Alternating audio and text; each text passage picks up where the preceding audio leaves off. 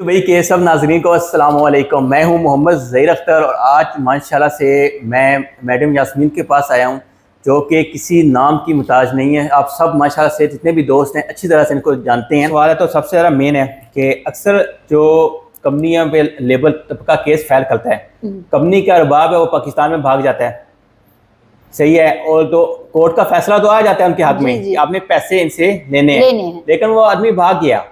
अब वो बेचारा जिस गरीब है, लेबर तबका है, उसके पास यही ऑप्शन था कि वो 6 महीने की सैलरी थी उसकी, वो लेना चाहे, वो कैसे लेगा, कैसे वो रिकवर करेगा वो पैसे? देखिए, जब वो भाग गया ना, तो यहाँ पे सबसे पहले देखने की बात है, लेबर्स को समझना पड़ेगा इस चीज को कि कंपनी के लाइसेंस को देखो, ठीक है।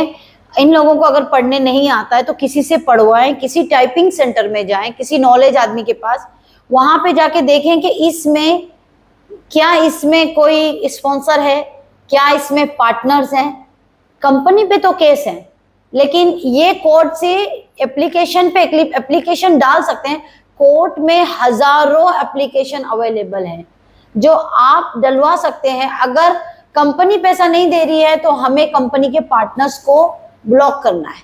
अगर हो सकता है पाकिस्तानी जो पार्टनर है वो पाकिस्तान में गया, इंडियन पार्टनर इंडिया में चला गया, जो भी XYZ, हमें देखना है। अगर इमारती उसमें अंदर है लोकल स्पॉन्सर, तो उनसे हम पहले, उनको ब्लॉक करने से पहले हम उनके पास पहुंचने की कोशिश करें कि हमें पता तो चले इसके पार्टनर्स कौन है। उसके बाद में वहां पे ट्राई करो, और ये मत सोचिएगा कि जो एक बार चला गया वो कभी यूएई में नहीं आएगा, कि यूएई से दूर रहना मुश्किल है।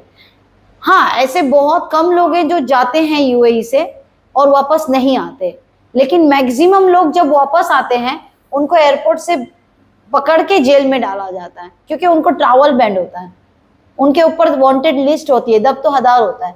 जब तक वो पैसा नहीं देगा लेबर को, चाहे वो इंस्टॉलमेंट की शक्ल में क्यों ना हो, उसे पैसे देना है।